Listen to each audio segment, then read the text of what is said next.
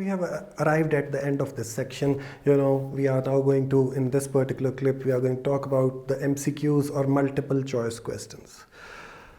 Quite a few students, they struggle with these type of questions. The first and foremost thing which needs to be remembered about these questions, they are concept-based questions. They are not asking you to, select A, B, C or D randomly. No, obviously they are not asking you to do that. They are asking you to, apply the concepts, and, there are going to be choices which are very close choices, and you are going to be, choosing the best choice out of the available options. Now, the first thing which needs to be done, you have to take out the wrong options. You are going to find out at least an option or two out of the available ones which is completely irrelevant. Fine. So you have to cross out the wrong ones. Fine. So start by crossing out the wrong ones, and once you are going to be left with, two options or at the max 3 options, then you have a better chance of guessing. Guessing, by the way, is not the best way of going about it, but then again, you give yourself a better opportunity of scoring in such circumstances where you have taken out the completely irrelevant option. So, do that. To begin with, that's the first thing which needs to be done. Learn your concepts really well. You have to learn your concepts really well in order to answer multiple choice questions.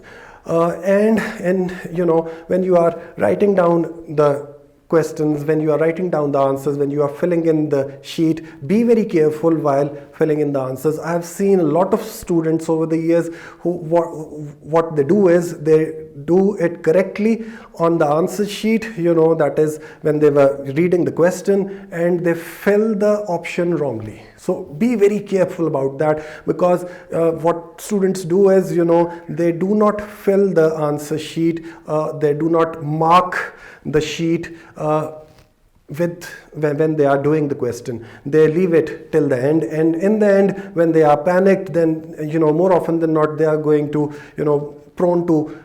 be prone to mistakes. So whenever you give the answer, once you have arrived at the answer, fill the answer sheet accordingly there and then, rather than waiting till the end where there are more chances of committing a mistake. Then again, check and check again and again.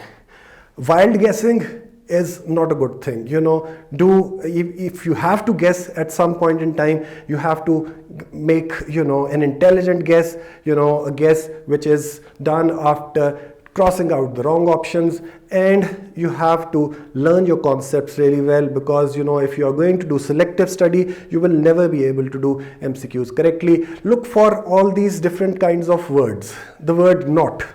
For example, if he's saying identify that which of the following is not an asset. Fine. So most of the students, they are going to ignore the word not. Fine. So it's not a good thing to do. You have to read it carefully again and again. Some words, you have to remember some other words as well, like every time, always. So, the concept changes with these kind of words. For example, if I'm saying that bank is always an asset. Bank is not always an asset. Sometimes we take loan from the bank as well. In that scenario, it becomes a liability as well. Fine. So you have to remember that these kind of words can be misleading. The words like not, the words like every, the words like always. Fine. So you have to remember that you have to be very, very careful about these words. That is where the examiner tries to confuse the students. Thank you very much. I'll see you in the next clip.